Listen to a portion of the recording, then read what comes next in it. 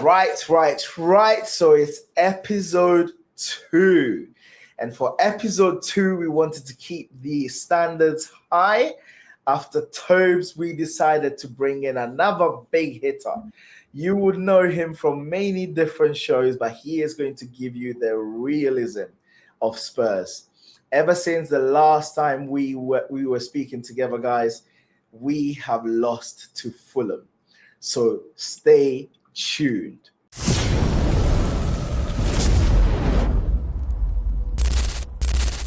Yo, guys, welcome back to my channel. It's Manny here from Designated Hotspur.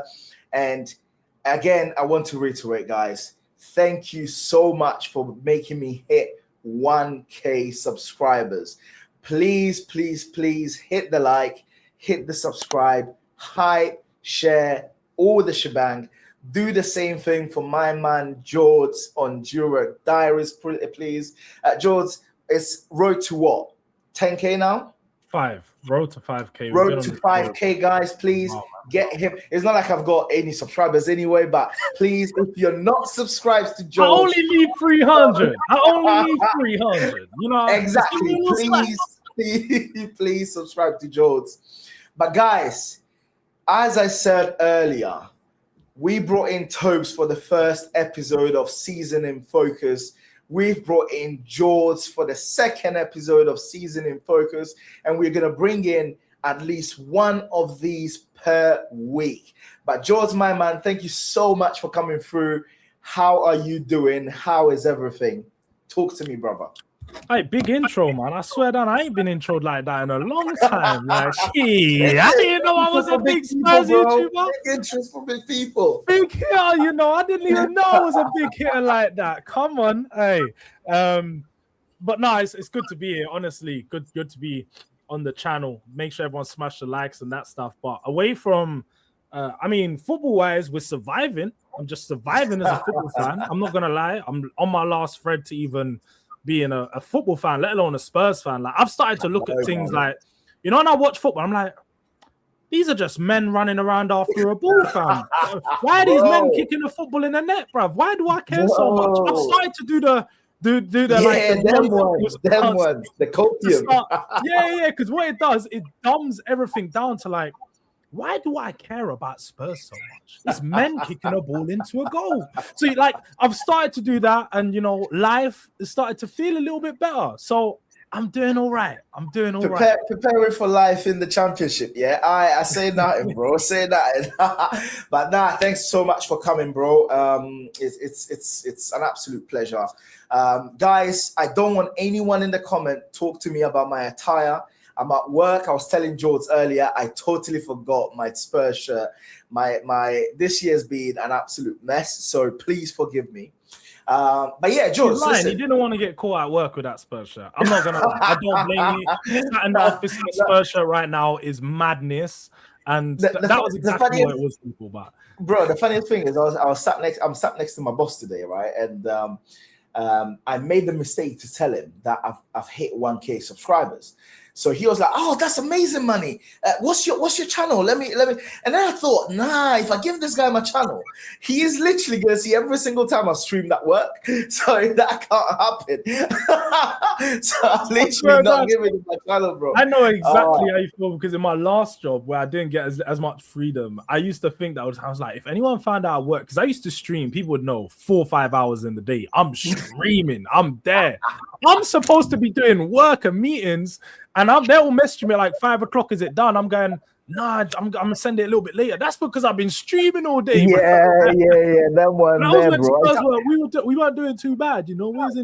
It's happened to me. It's happened to me once. I know, man. It's happened to me once, and I think that put the fear of God in me, because at this place they don't joke like that. So majority of the time, whenever I'm recording either a lunch or I'm recording before, because I get to work early, like 7 o'clock. So I'm recording then.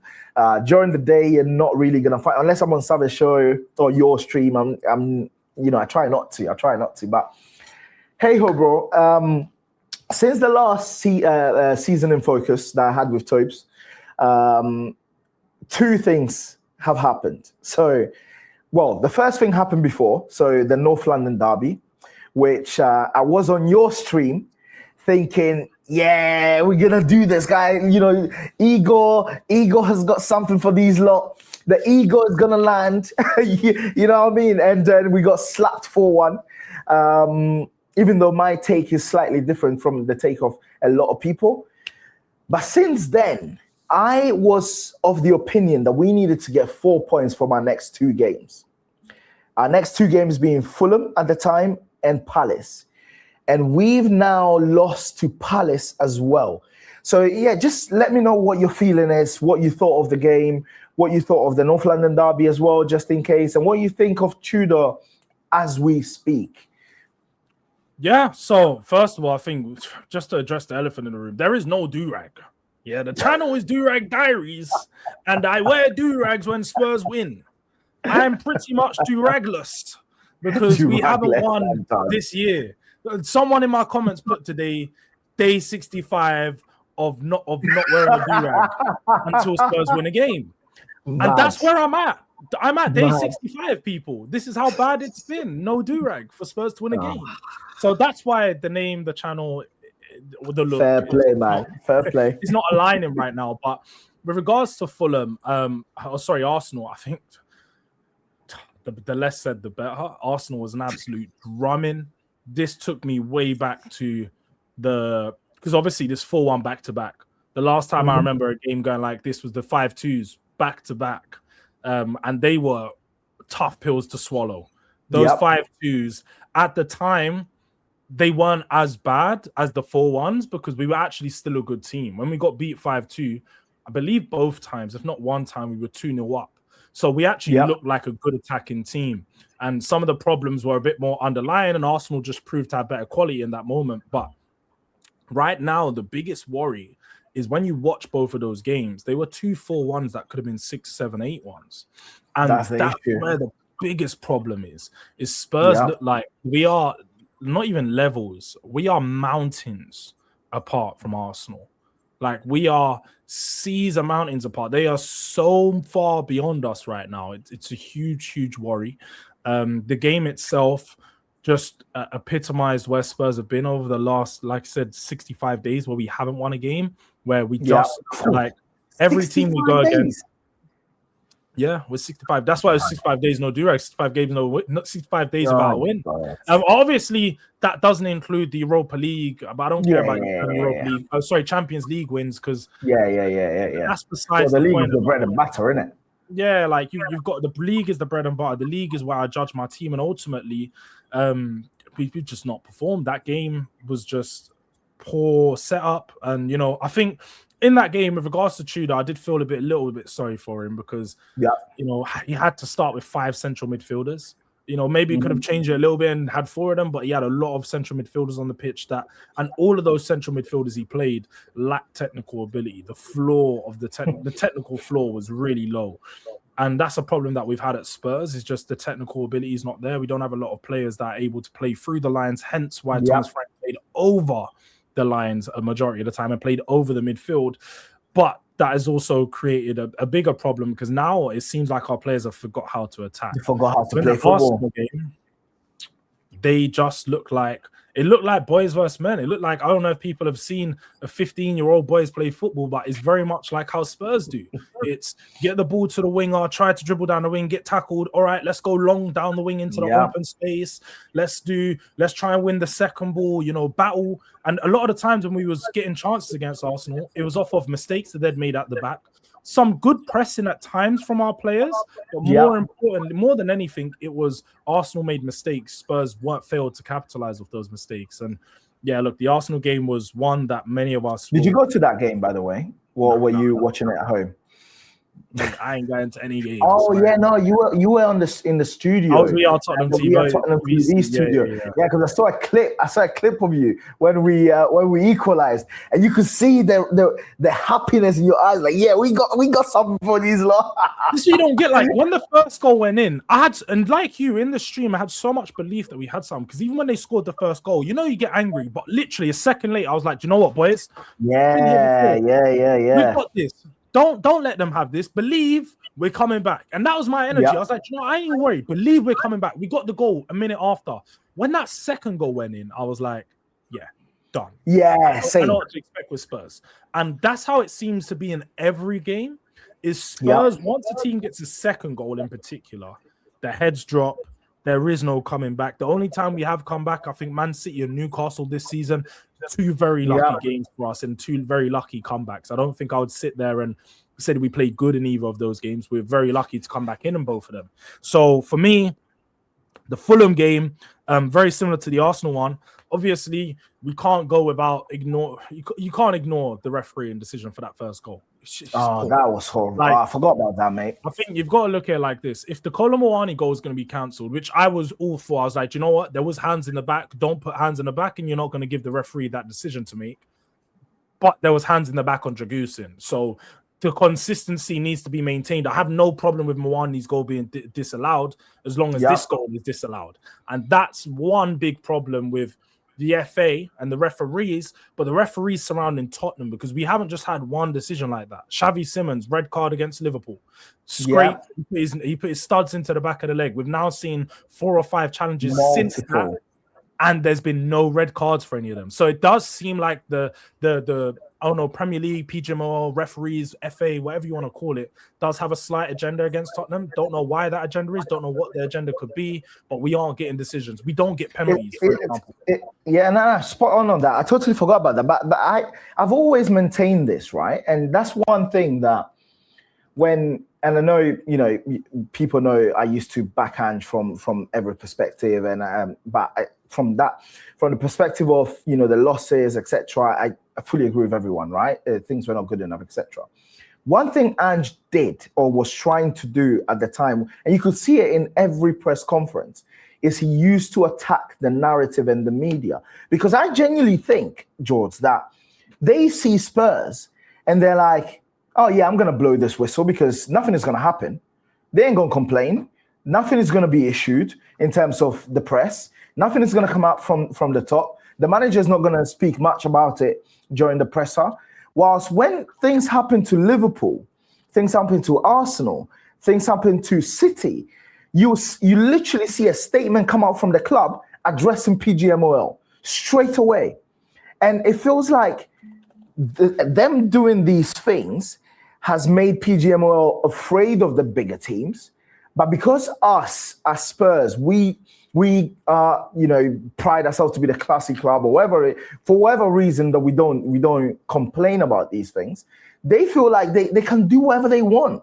I was livid when they allowed that goal to go in, because as you said, I fully agree with you. I'm actually of the opposite perspective, that I don't think that Kolo Muani's goal should have been disallowed, but at the same time, I don't think that this one should have been disallowed, right? And that consistency would have made sense. However, since they disallowed the other one, they had to disallow this one as well. And it's just the sheer incompetence by PGMOL, right? And the fact that there is no distinction between the referees and people taking VAR, there's no segregation between them, is also a major issue that it seems like nobody wants to talk about. So I fully agree with you on that one. I fully agree with you. But do you think that the Fulham, did you have any concerns after that Fulham game? Like when I say concerns, not concerns about the Fulham game, but more concerns going forward. Because obviously we got Palace coming up on Thursday. I think, do you know what? I'm trying to think of anything if we can take from the Fulham game, but there really isn't much. Like when you're trying to think of, is there a positive? Is there something that we can take from that game? The only thing, and I've took this from his many performances across the season, is Matisse Toe looks like he's been hard done by yet again. I have to be honest. Like I don't know what managers are seeing or what they're not seeing. When we look at our team right now, there's a clear lack of width and someone who can run down the wing. Matisse Toe is the only player available who can do that. Why are we not playing him? Now, I totally understand. We got Gallagher for the wing. I'd rather not start on Gallagher because we'd be going a very long time, bro. That pale Tasmanian devil. is not the guy that I've even wanted anywhere near my club. The fact that he was a Chelsea boy, and that's enough for me. But the fact that he's awful. He's just not a good player. He's a road runner. We've got him in the team doing nothing. But Kolo Muani is one that needs to be dropped, man. I'll be honest, I think he's dead. I should be honest. I've tried to sugarcoat it quite a lot of the season, saying he needed, especially the first 3 or 4 months, because he was in the team and so on. But since he's had a long run into the team, it's still been poor. He gets bullied in the Premier League. Physically, he's too much. His touch is horrendous as well, mate, by the way. His touch is horrendous. He looks like he's busy, but he's not busy. Like the number of times that the ball ran away from him in that Fulham game, and I'm like, you might as well just have Richie up front, bro. Like I'm not talking about from a goal scoring perspective, because from that perspective, Richie is miles ahead of both Solanke and Muani. But I'm talking about from an application perspective, because I've always said Richie seems to be someone who struggles to chase, but Kolo Muani he just does nothing. He just does nothing all game. It's mate, I don't know, man. I don't know. And also the formation that Tudor played was weird. I don't know what that formation was. I don't even know what the formation was. I'll be honest, because at one point it looked like Pedro Porro was wing back. Then it looked like Gallagher was covering the wing back position. And yeah, I have to be honest, I've looked at it, and my solution going into this Crystal Palace game is go to a flat back floor. Just go. I know you're trying to overcomplicate. You want to help the back line and so on, but you're adding so much bodies into that back, taking away from the width that the team could potentially have. And we're focusing too much on the defensive side of things, because we're not building. We still look very much the same under Tudor as we do under Frank. Now, Tudor's only had 2 games, so I don't expect him to see no massive change. But even basic, I was talking about earlier, I think we need to see basic principles from him being implemented into the way that we play.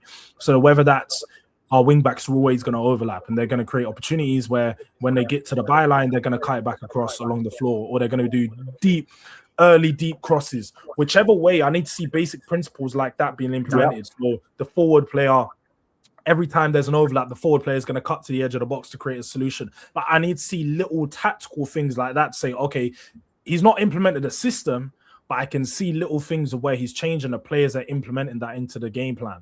So that's some of the problems that I've had with Tudor as to why I've not been convinced from him. And, team selections have been a problem. Matisse Tell not being in the team, I think he's one player that needs to start this weekend. And I would even go as far to, maybe chuck him on the left wing, chuck someone else on the right. Like, you can even go Xavi Simons on the right, but have him inverting. And like I said, have Porro providing the width up and down the wing. Like, what confuses me is because I'm not, and sorry for swearing, but I'm not a UAB licensed coach. But I can sit here and think of a simple structure as to how to get the best out of these players. You go into a 4-3-3.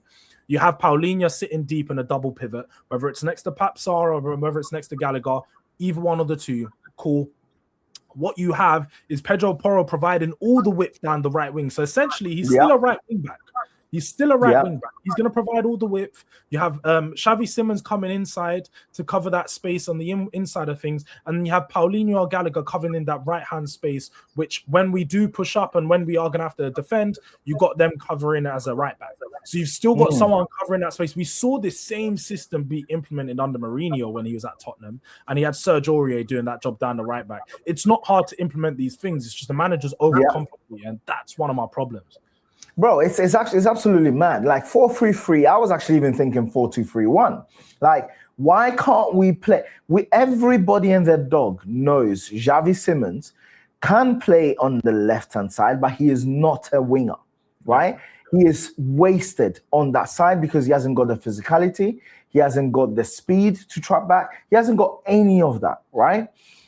Why not play a 4-2-3-1 where you play your normal back four? So bearing in mind, we now have Van de Ven, Dragusin, Danso available. We've got Porro available on the right. And I do not subscribe to that gray left-hand side nonsense, right? Because Suso came on and showed a lot more on that side than Gray did. And I'm not bashing Gray because that's not Gray's position. Yeah. That's not his role, right? Play Paulinho and Bissouma, Paulinho Gray, whichever way you want to put it in that two. Put Tel on the left. Put Xavi in the middle. Put either Solanke or Richie up top, and then you can compromise on the right-hand side. So you can then put, in my opinion, you put Sarr there, who has the legs, right? You have Porro fully bombing down, and if we get picked off, then you have Sarr tracking back, covering him. Like, to me, as you said, we are not UEFA B coaches, licenses, whatever you want to call it, and we're like, what are you doing? That's the only reason why I'm like, I like the way Tudor speaks when he came in, and I feel like he is doing way too much with the formation. He is not helping himself, because in that Fulham game, we could have lost 7-1. That Fulham game, we could have lost 7-1. But that second half, we at least competed. Yeah. We at least showed something. And that shows me that first half was an absolute waste of everybody's time. And that first half is when we lost it, because we lost 2-0 in that first half. You know what I mean? So that is fair enough. And I think I want to just quickly touch on Thomas Frank, because I've watched a lot of, videos of, and I was saying this to Tobes, I've watched the Big Six, and that came up, and I think I've watched a few of Saeed's streams where you were trying to fight punches with regards to Thomas Frank. What is your opinion on people who say, and your opinion could be either way, this is just an open-ended question, on people that say we shouldn't have sacked Frank, right? And that Frank is not the reason why we're in this place, because since Tudor's come in, it shows that the players are the only problem. The problem's bigger than just Frank or the players, and I think it's a whole Spurs problem, and any Spurs fan can sit there and acknowledge that. And I think anyone that tries to single out, oh, look, this manager would have done better in this situation, like even going back to and in his overlap, going on like, would it have been like this if I was there? I don't think so, and stuff like all these little cheeky comments from the Ange inners, aka Manny. Listen, he needs a job. He needs another Premier League job. He has to do what he has to do. You know what I mean? No, I hear it, but I look at it and I just go, all these things are singular problems, and Frank was a problem that cannot be ignored. I pointed out Frank being a problem in November. I said ultimately his football hasn't improved from the start, because for me the first 3 months are all about building and starting to set the foundations for how it could be in the next 3 years. After 3 months, I quickly learned that there is no foundation for Frank. His foundation is complete adaptability to what's ahead of you. And that's not something that is sustainable across a 2 to 3 year term. You could do that for a season or so. But when you're trying to build something that's long-term success, that's not a structure that you can implement. So for me, I think Frank needed to go. And anyone that thinks that Frank wasn't the biggest problem the players were, it would be stupid to say, because ultimately the players right now aren't the players that Frank were playing. Frank had the first team available, barring maybe Solanke, Maddison, and Kulusevski. Every other player was available apart from those three. Now Tudor has worked with only 13 or maybe 15 now, because I think the numbers dropped down from 13 to 15 with Porro and Danso returning, but he's worked with 15 first-team players within his 2 weeks or 3 weeks of being here. I don't think it's fair to judge him under the same cosh that Frank was judged by, but again, like I said, there is definitely still problems with him. There's definitely problems with the players. There's a lot of players that are below the level of Spurs. Conor Gallagher being signed in January was one of those players below the level of where we're at. He fitted in the moment, because you're like, oh, is he better than Sarr? Is he better than Bergvall? Is he better than Gray? In some people's eyes, he was, but only based on the fact that he's proven, because the proven aspect is such a big important thing now. But his actual ability and what he gives to you was no more than Gallagher, and that's no more than Sarr, Bissouma, Bergvall, and Gray. So that's part of the problem. We have too many players at this medium average level who could play in a team that's battling relegation. They wouldn't look out of place. Whereas we don't have enough of the superstars that we used to have. We're talking even 10 years ago, 15 years ago, Spurs always had 3 or 4 players in the team you'd look at and say they could be at a top club. If you go 15 years back, We're talking about when we last won a trophy, or just after, when we had Harry Redknapp. You looked at Van der Vaart, you looked at Ledley King, you looked at Berbatov, you looked at Defoe, you looked at Lennon, you looked at Bale, you looked at, there was always players in the team you could say they could be at a top club, even though the team performed bad, they could be at a top club. Right now, I'm looking around at this team and I'm going, bruv, maybe 2 or 3 players, and even that, those players are questionable. You know, the Romeros of the world, extremely questionable under my eyes. Yeah, I'm a big fan of his and always have been, but ultimately, performances haven't been there for the last couple of years. It cannot be ignored. Van de Ven, again, definitely could be playing at the higher level, but we can't ignore the fact his performances have been poor over the last couple of weeks. His attitude hasn't been great, and then we're hearing he doesn't sign a contract. I don't blame him, but ultimately, the commitment to the club is missing from a lot of these players, and I don't think they have the passion to play for Spurs. They have the passion to play in the Premier League, to play in the Champions League, but not to Spurs, and that's one of my problems.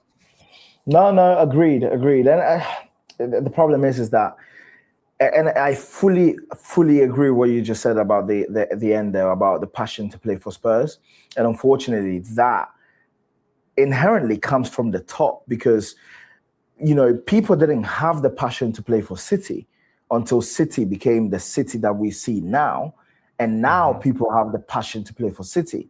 But they had to build that reputation, which at the moment, the top brasses at Spurs are not serious about. They don't strive for excellence. So you're going to end up with a situation where you have a World Cup winner in Romero who feels okay to just get himself sent off for 4 games, because he knows that when he comes back next week, he's going to be literally straight into the team. There's no competition. There is nothing that gives the players any accountability. And on your point about Frank, I fully agree with you. I've said it multiple times. In November, when we lost to Fulham at home, and I saw the way we were, when I saw my countryman, he's not even my countryman, he's from Africa, but Calvin Bassey play like Maldini, play himself out the back. And I was like, running around with low batty, bro. I can't believe we got this pug looking so good.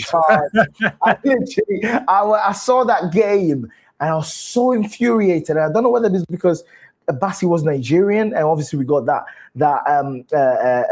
rivalry, or whether it's because I saw Bassey and I see, when you see a player take a touch and I'm better than you, you are lucky to be a professional player, and him passing, the combination, I was like, nah, that is not just players, that's also coaching, and that's when I was down with Frank. But I agree with you.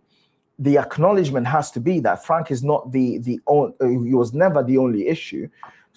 Just as well as obviously last year, Ange has had a lot of his faults, but he was not the only issue at the time, and that has been recurrent all throughout and going forward.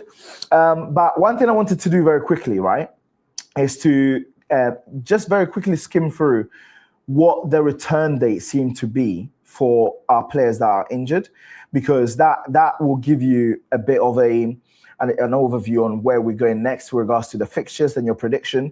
So Wilson Odobert, is potential return is November 26, so he's not going to be back this season. Maddison, June 1st, again, he is pretty much not going to be back this season. Kulusevski is the one that nobody seemed to know anything about, because at one point you hear him, Tudor, say they're positive, but then at the moment here, his potential return is May. We got Bentancur, potential return May. Kudus, potential return start of April. Ben Davies out for the season. Bergvall, start of April. Romero, obviously he's not injured by in the next few games. Udogie is going to be back mid-March. And then Jed Spence, at the moment, hasn't got a return date yet. What happened with Jed Spence? Apparently, he's got a calf injury. I have absolutely no clue. I think it must have been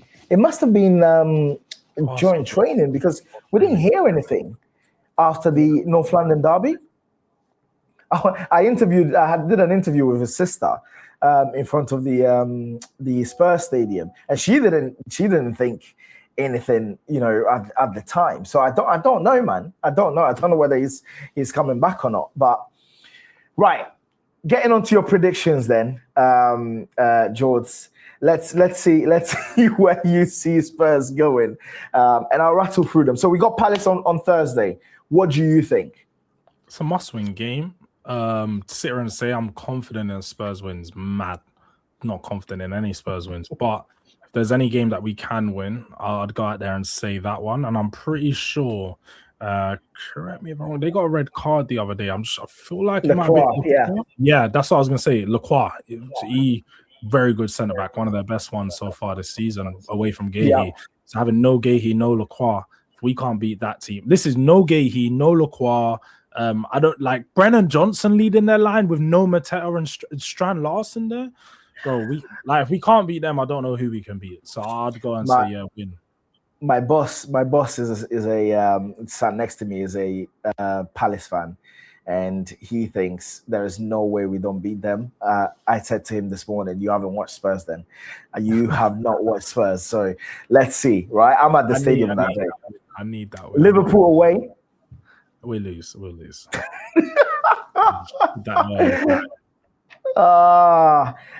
Forest at home. I think we draw that game. I can't see us beating Forest. I'm not gonna lie. I think this can be a draw. I actually think is an L, but I'll put one there for us. Sunderland away. Draw. Oh, Joe's going with the bold predictions. Yeah, no, you got to, man. Like, do you know what it is? A lot of these games I'm putting draws could obviously be losses, but I'm gonna go with a draw because for one, we need the points, but also I think at some point the team's got to step up, like surely. Yeah, agreed on that one, I guess. Brighton at home. We'll lose against Brighton. The funniest thing is when what's his name? Tobes predicted a win. I said to him, we have to win that game. Brighton is all over the place. And then I watched Brighton last weekend and I was thinking, my Lord, they're picking up form. Their results are all over the place. But the one thing about them is their football is very consistent, man. Like they play good football and they'll pick us apart. They'll pick us apart. They're going to kill us. Right. Wolves away. We'll beat Wolves. That's the one game I could say you reckon? Yeah, we'll beat Wolves. Right. I'm going to put a 3-pointer there. That's like April 20th or some shit like that as well, isn't it? Yeah. It's Kudus back. I think Kudus will be back by then. Yeah. Okay. Yeah, that's a fair point. Villa away. Done. We're lost. Leeds at home.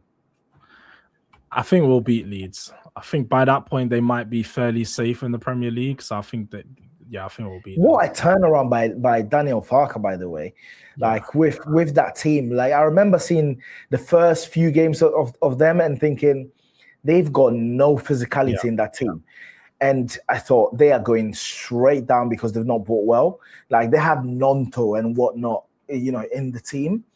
And he's made it work. That's my thing about our players. A lot of times I keep saying to people, and people don't understand, you have to find a way of making it work. And I'm not saying making it work to be top 6, top 7, top 8. I'm not saying that. I'm talking top 10. 10. You have to, you can't tell me what's the name? Rodon at the back. Come on. Bro, surely people crazy. I feel anyway. Let me not digress. That this is not my pod. It's to hear your side of things. Chelsea away. We'll lose against Chelsea humbly, but we'll lose. Listen, Chelsea could field their under 13s and we'll still lose that game. I don't know what juju they have on us. It never works. And then final game, Everton at home. That will be in May, by the way. Yeah, I think we draw. Do you know what? We tend to win our last game. No, I'm going to go draw. We do tend to win our last games of the season, but I'll go over draw. Right, so George has predicted 12 points between now and the end of the season. And that, my friends, gets us to 41 points just safe. 41 points. That sounds about right. Is that 3 wins, 3 draws, isn't it? 3 wins, 3 draws. Looking at the way you predicted it, I think the Forest one is a loss, which will take us to 40 points. I think the Sunderland one, is a loss, which is 39 points. And then I do agree with the rest of yours, to be completely honest. So I think we're going to get to 39, to be completely honest. Obviously, my mind might change next week when, after we see the results. Yeah. But now, listen, all we need at the moment is just to stay up. I was speaking to Marlon on a stream on last week, Friday, and he was saying to me he's going to take Champions League and being relegated. I think as the more time goes on, I'm like, I do not want relegation whatsoever. I couldn't care less whether Arsenal win the league or not. I do not want to get relegated. Like, obviously, I'm all for the bans, and I want Arsenal not to win the league. But at the moment, it's tunnel vision. I was supposed to, make a video about Arsenal. I was like, that can wait. Let's get the 3 points against Palace first, and then I can make a video about Arsenal. Bro, it's serious. It's serious settings out here. I don't want to be watching us against Plymouth next season. I'm telling you, bro. Like, it's mad. It's reality right now. We are in bad form.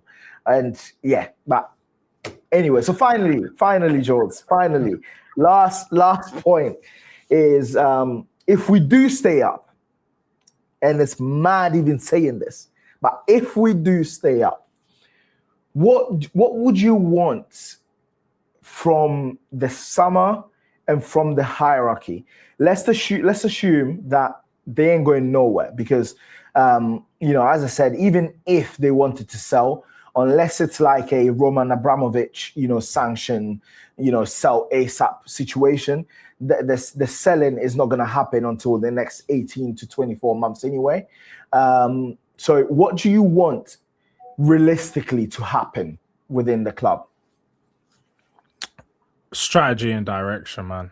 I need to see clear strategy. I need to see clear direction as to how we're progressing and how we're proceeding. The communication from the board to fans has been awful over the last couple of years. They've never really communicated to us to really give us what Spurs are going to be doing over the next sort of 2 to 3 years. They give you ideas. They give you some blunt statements. They give you some big picture stuff on, we want to do this. We want to compete. But what is an actual strategy to compete? That's what Spurs don't realize is structures and systems need to be put in place in order for us to compete.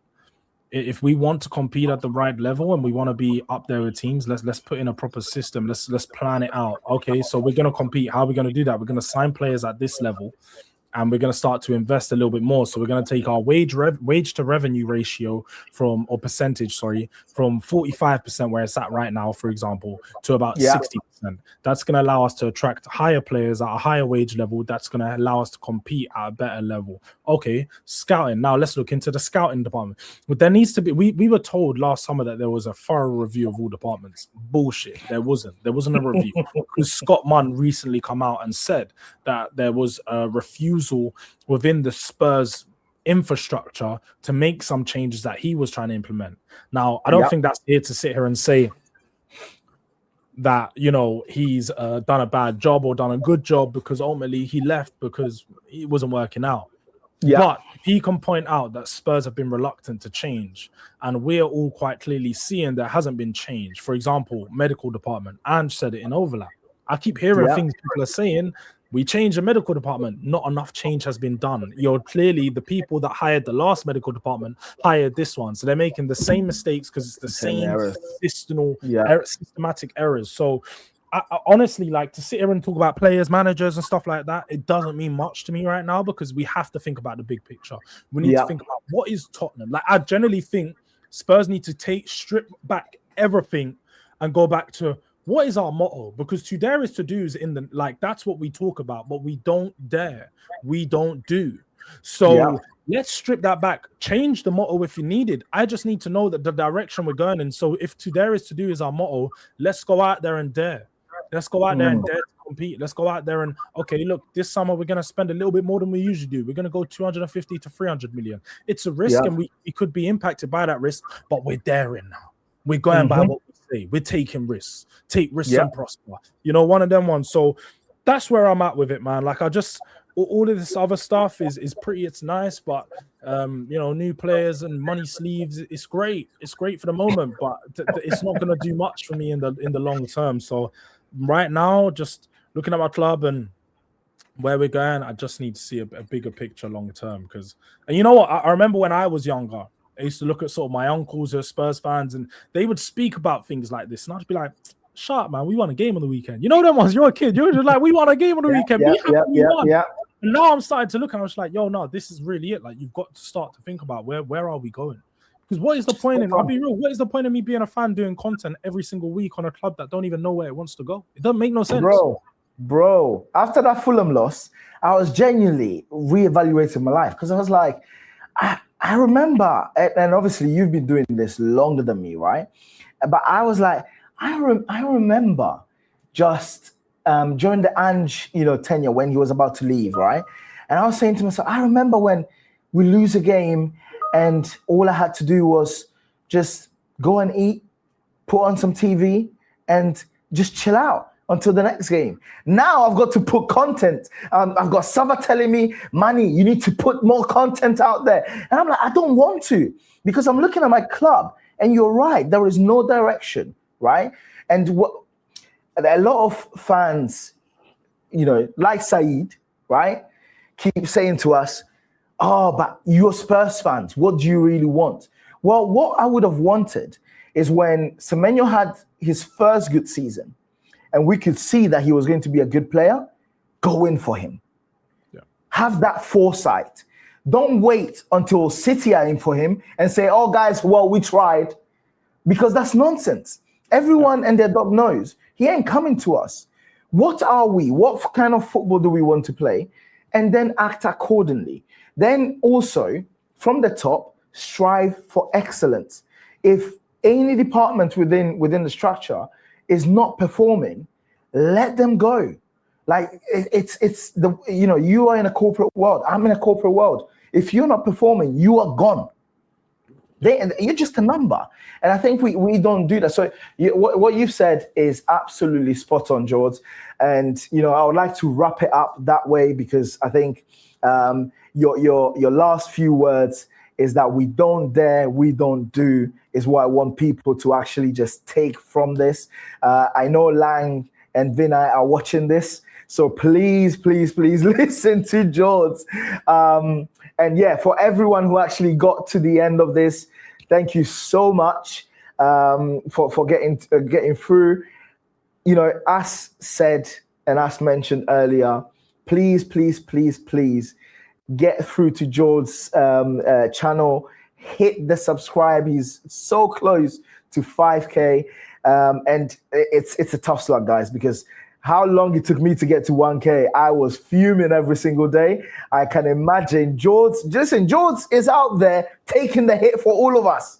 He's on Never a Foul. He's on Saeed TV. He is always at the front and center. So please, please, please support. Please, please, please support my channel too. And I'll be coming to you guys next week after the Palace game with another season in focus. And let's hope that George is right. Let us hope that we come out with 3 points on Thursday. Come on, you Spurs. Come on, man. We need it. We need it.